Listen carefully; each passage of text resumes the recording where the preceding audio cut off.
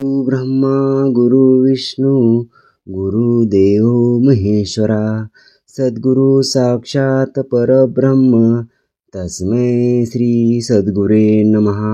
जय रघुवीर समर्थ। मागील आठवड्यात आपण दशक 5वा मंत्राचा यामधील शेवटचा समास सिद्धलक्षणाम या समासाचे श्रवण केले।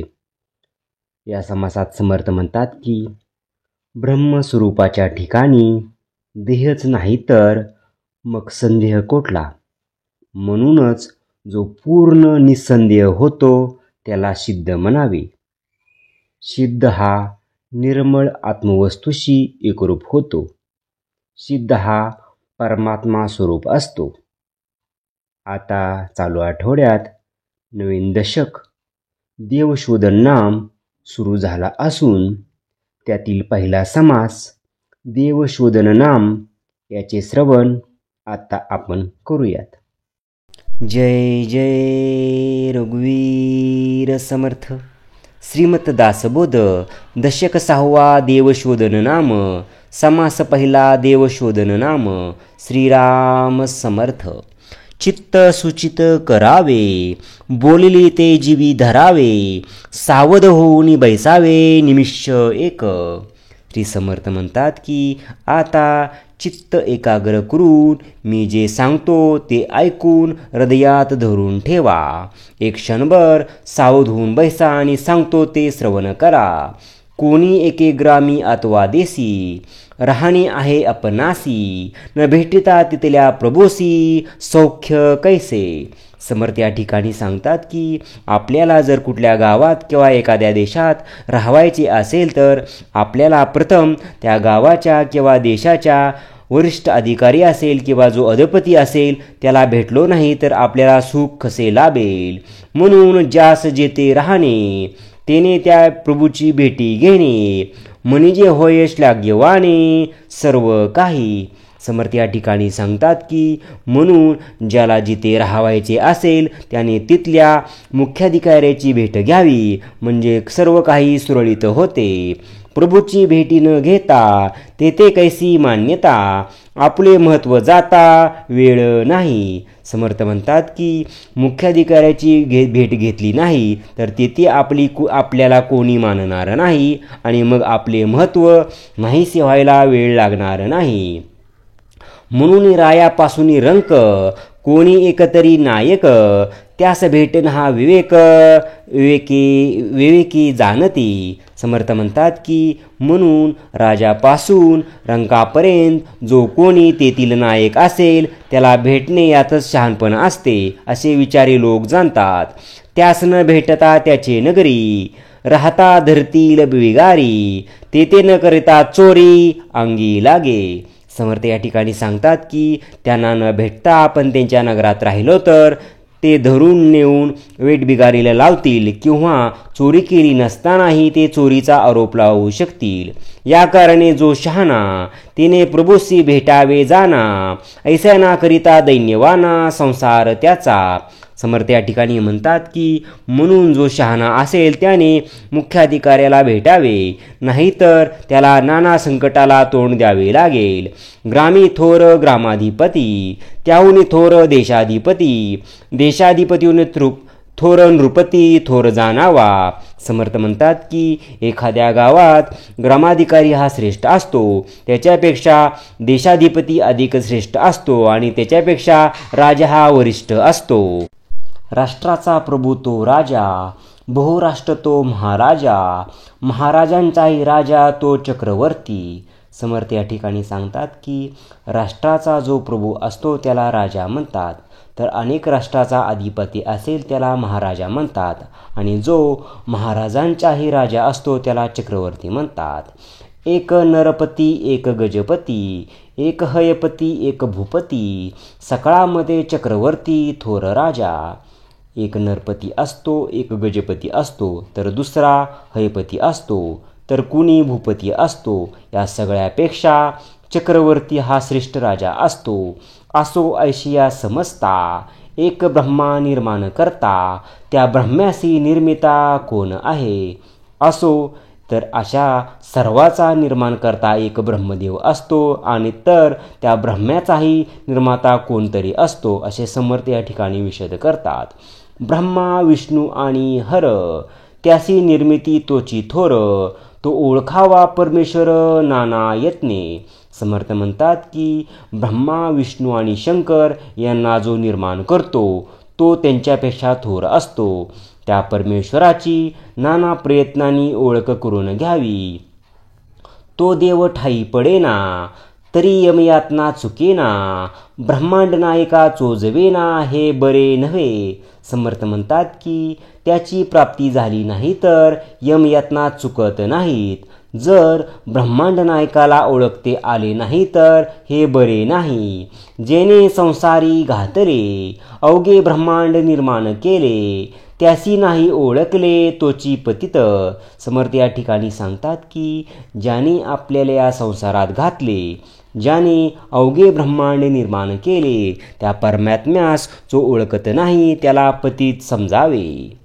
म्हणून देव ओळखावा, जन्म सार्थकची करावा, न कळी तरी सत्संग धरावा म्हणजे कळे.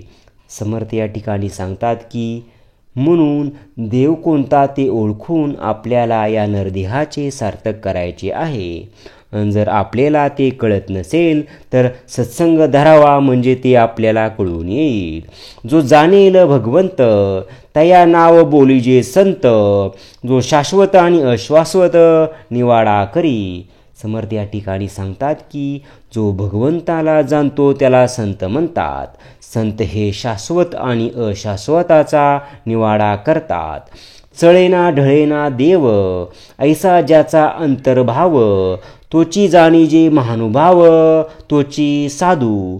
समर्थ म्हणतात की खरा देव कधी पालटतच नाही, आपल्या स्थानावरून हलत नाही.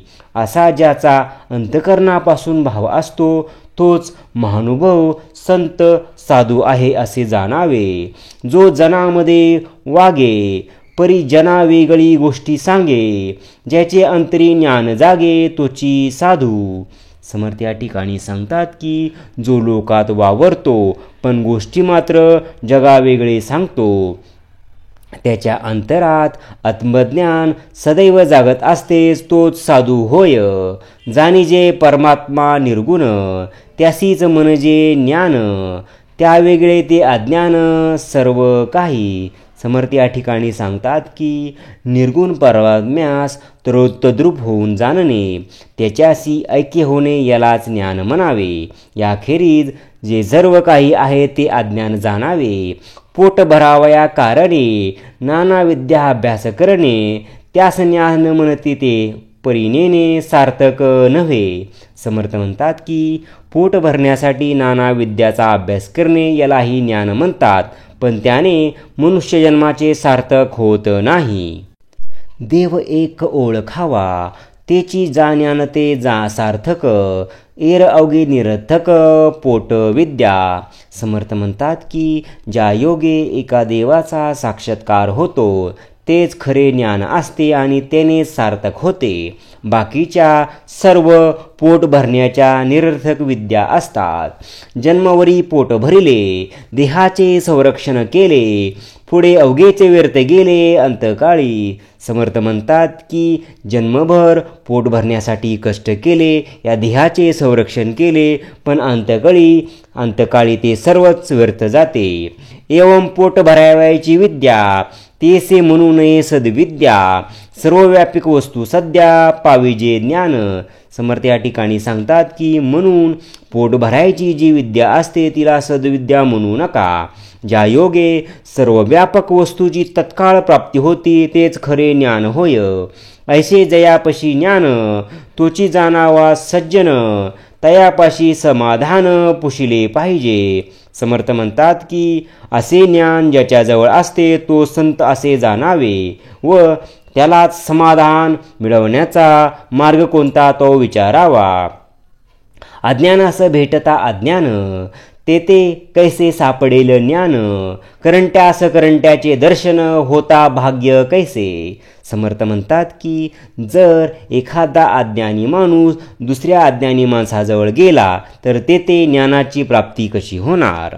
एका दैवहीन माणसाला दुसऱ्या करंट्याचे दर्शन झाले तर त्याचे भाग्य कसे उदयास येणार. रोग्यापाशी गेला रोगी तेथे कैसे आरोग्य त्याला. निर्बळापाशी निर्बळला पाटी कैसी. समर्थ या ठिकाणी म्हणतात की जर एखादा रोगी दुसऱ्या रोगीपाशी गेला तर त्याला आरोग्याची प्राप्ती कशी होईल बरे. तसेच एखाद्या निर्बलाकडून निर्बलाला मदत कशी मिळणार. पिशाच्यापाशी पिशाच गेले तेने कोणे सार्थक झाले. उन्मतास उन्मत भेटले त्यास उमजवू कौणू. समर्थ या ठिकाणी म्हणतात की जर पिशाच्यापाशी पिशाच गेले तर ते पिशाच्या योनीपासून मुक्त होऊन त्याचा उद्धार कसा होईल. आणि दारू पिऊन उन्मत झालेल्याला तसाच व्यक्ती भेटला तर त्याची समजूत कोण घालणार. भिकाऱ्यापाशी मागता भिक्षा दीक्षाहीनापाशी मागता दीक्षा. उजेड पाहता कृष्ण पक्षा पाविजे कैसा. समर्थ म्हणतात की भिकेल्यापाशी भिक्षा मागितली तर काय लाभ होणार. दीक्षाहीनापेक्षा दीक्षा मागितली तर काय प्राप्त होणार. आणि कृष्ण पक्ष असता चांदण्याचा प्रकाश कसा मिळणार. अबद्धापाशी गेला बद्ध तैसा तो कैसेने होई सुबद्ध. बद्धास भेटता बद्ध सिद्ध नव्हे. समर्थ या ठिकाणी सांगतात की एका गैरशिस्त माणसाकडे दुसरा गैरशिस्त माणूस गेला तर तो शिस्तबद्ध कसा होणार. बद्धाला बद्ध भेटून तो सिद्ध होऊ शकत नाही. देहेपेशी गेला तो देही तो कैसी न होई विदेही. म्हणून ज्ञात्याविषयी नाही ज्ञान मार्ग. समर्थ म्हणतात की एका ध्येयबुद्धीच्या माणसाजवळ दुसरा ध्येयबुद्धीचा माणूस गेला तर तो काही विधेयी होऊ शकत नाही. म्हणून ज्ञानी पुरुषा वसून ज्ञानमार्ग सापडत नाही. या कारणे ज्ञाता पाहावा त्याचा अनुग्रह घ्यावा. सारासार विचारे जीवा मोक्ष प्राप्त. समर्थ या ठिकाणी सांगतात की म्हणून आत्मज्ञानी पुरुषाचा शोध घ्यावा त्याचा अनुग्रह घ्यावा म्हणजे सारासार विचाराने मोक्ष प्राप्त होतो. इति श्री दासबोधे गुरु शिष्य संवादे देवशोधन नाम समास पहिला. जय जय रघुवीर समर्थ. ओम श्री गुरुदत्तात्रेय श्रीपाद श्री वल्लभाय नमः. जय जय रघुवीर समर्थ.